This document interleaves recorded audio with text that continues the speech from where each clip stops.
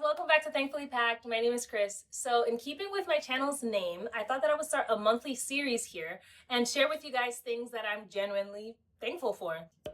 Get it?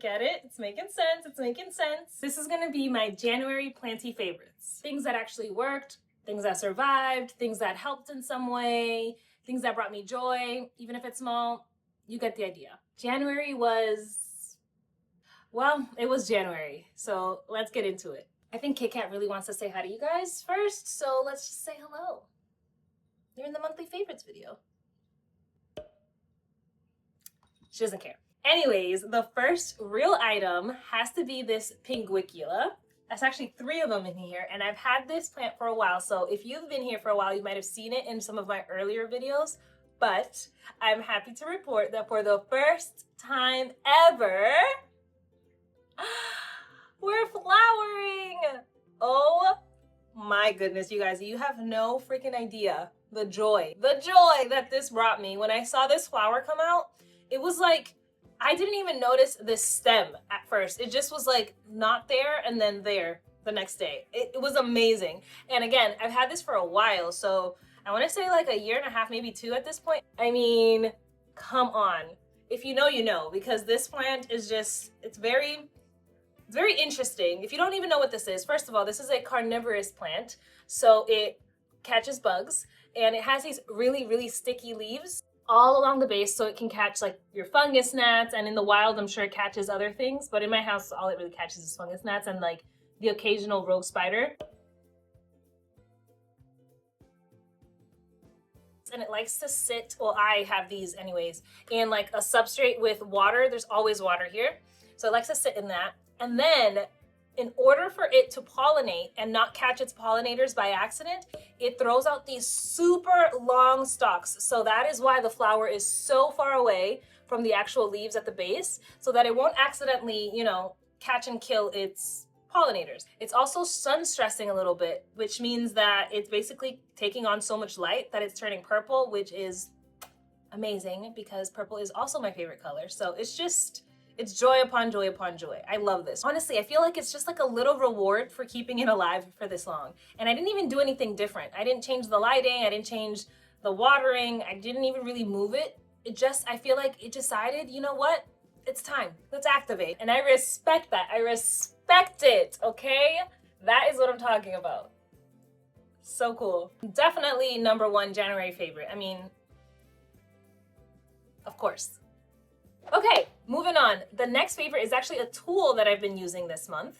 A lot, actually. It's a pair of purple shears. I got them for Christmas from my in-laws. Thank you, by the way. I realized that I keep gravitating towards these. I have a ton of shears, like maybe like 4 or 5 other ones to be honest, but I found that I kept going for these, like going out of my way to go find them wherever I last left them. They have like a really nice weight to them. They have a nice grip. They have this, like, you can't tell, but this is kind of like a rubberized covering to the metal, and I don't know, they're super sharp and I just really like them. I like the way that they fit in my hand as well. Also, they're purple, so again, that just makes them automatically 10% better because they're purple.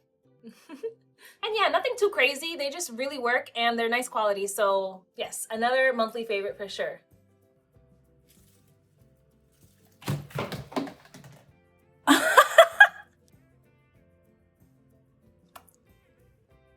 Anyways, the shears work really well. All right, this next monthly favorite is actually more of an action instead of a product. I kind of had a mindset shift this January. So basically, I lowered my expectations. So what I mean by that, winters are hard, especially for me. Seasonal depression is very real. And anything, I would say non-essential, kind of falls to the back burner for me.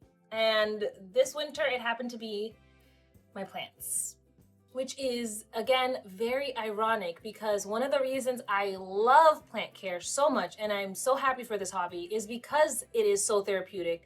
But when I am in kind of a super depressy mood, I would say, I just don't reach for them. My brain just like, no. There's definitely something to that. I need to explore that later on. Instead of beating myself up about it, the ones that didn't make it, because let's be honest, a few didn't make it, I am just gonna move on. I'll replace them later, which, hey, nothing puts me in a better mood than some plant shopping, which stay tuned for that. That'll happen at some point. But for now, like I said, I kind of just had to switch how I thought about things and how I approach things this January. I am very much an underwaterer, for sure. And I didn't always used to be. I used to be very much overwater, and I would fuss over my plants a lot, and I would give them root rot and then panic, and it was just like a cycle, one after another. I decided I needed to ease up a bit, you know, let the plants breathe, let them do their thing, because honestly, a lot of the times they thrive when I basically leave them alone. But I think I swung a little bit too far the other way, and now I'm a pretty bad underwaterer, I would say. So what I did this January was I started every morning off with walking around through my house because I have plants all over the place, and I had a watering can in my hand and I would walk around with intention. That's key because obviously I spend time with my plants every day. I mean, they're everywhere, but I didn't always spend time with them with the intention of doing anything, if that makes sense. Mostly I would just kind of like observe them, check out a new leaf, see who's doing what, get a little bit of joy, and keep it moving. But now with this little routine, I can actually notice who needs what. So if somebody needs a little water, I give them a little sip. If I notice, hey, didn't I just give you water yesterday and now you're dried out again? I make note of that, and then I notice a pattern and maybe think, okay, there's something more to it. Maybe they're root bound, maybe they've got root rot. I'm able to notice changes and act on them if I need to, not just like, okay, you need some water today. But yeah, it's been about, I would say like 3.5, 4 weeks of me doing this every morning, and it's been way more manageable and way easier on me and the plants as well.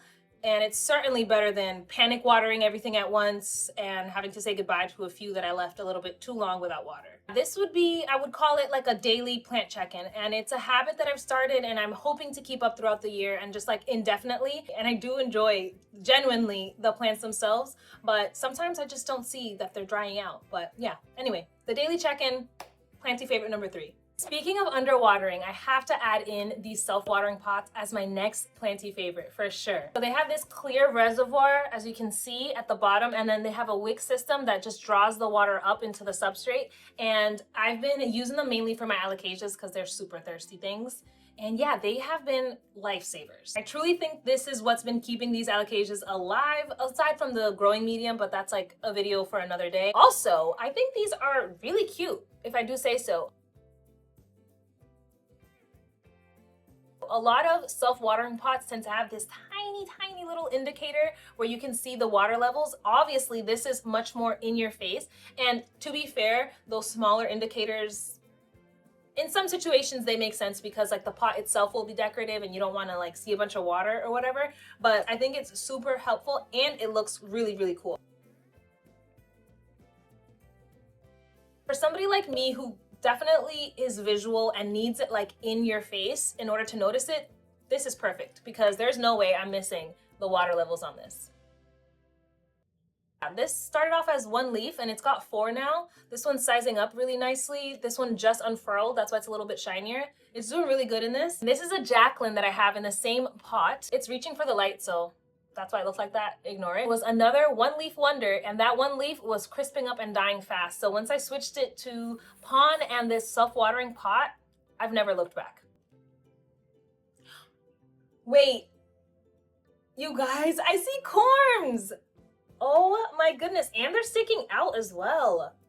You guys, look at that. There's one right there, and there's one right there. I love that. That means I get new plants soon. I could either let them just kind of do their own thing on here and then they'll just keep sprouting, or I could separate them and possibly have some new alocasias like somewhere else. Okay then, that is exciting. I love that. Okay guys, the last favorite is purely for fun. They are these conversation heart markers that I made on my other channel, my vlog channel actually. I'll link it below in case you're interested on how I made them. But anyway, that's it. They literally serve no purpose other than bringing me joy. They don't even label the actual plant. This one says water me on it. And I have a few others as well that I made. They're made out of air dry clay and they're obviously Valentine's Day themed, which as you can see, I'm still very much in right now.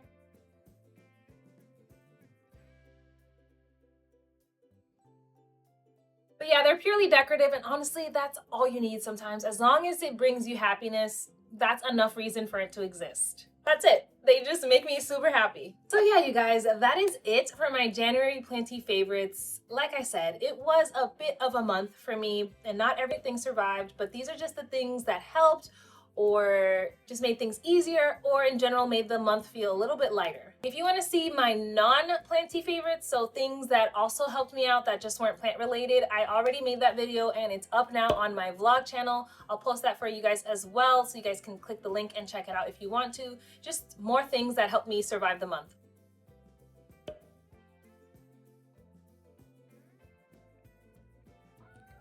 Thanks so much for hanging out with me, you guys. If you enjoyed this video, don't forget to hit like and subscribe. I post weekly here on YouTube, all kinds of planty things. So if that's your vibe, also hit the notification bell so you don't miss my next video. Before you go, let me know in the comments below, what is something that helped you get through the month of January? Was it a habit, a tool, maybe a certain plant that brought you joy? I know I can't be the only one who struggled a bit in January, so I would love to hear what helped make your month a little bit easier, and I'm sure somebody else might love to hear it too. So leave that in the comments below. Let's chat there, and I will see you guys next time. Bye. Knock the wick right out of it. I don't think there's ever been a video where I don't drop a plant at some point.